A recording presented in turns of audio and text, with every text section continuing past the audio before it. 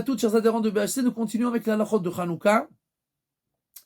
La Hanoukia, on doit la mettre a priori, si on a une maison qui donne sur la rue, alors la mettre à la porte de la maison du côté gauche, pour que d'un côté on a la mezouza du côté droit, de l'autre côté on a la Hanoukia, et si encore mieux, quelqu'un il a sur lui un tzitzit, alors c'est ce qui est écrit, Yachut HaMeshulash Lo Bimera Inatek, il est entouré de mitzvot à droite et à gauche et au milieu, et si on ne peut pas le mettre dehors, alors on le mettra bien entendu à la fenêtre qui tourne vers le domaine public, qui se tourne vers le domaine public.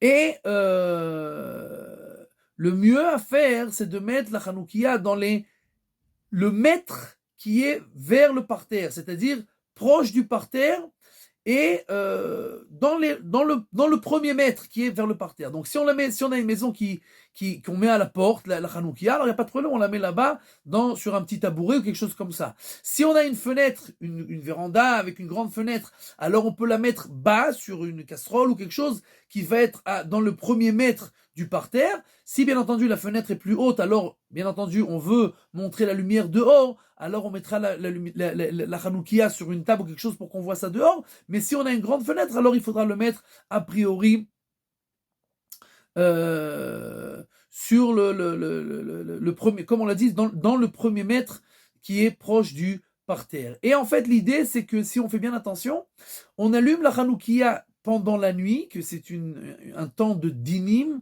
de rigueur. La nuit, c'est obscur.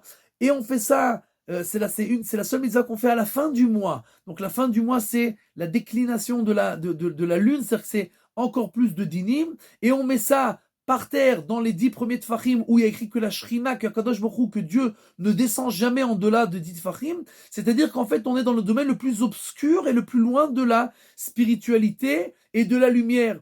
Et en fait, la Bessora, l'annonce de Hanouka, c'est que la Torah, le judaïsme, il vient éclairer les endroits les plus obscurs.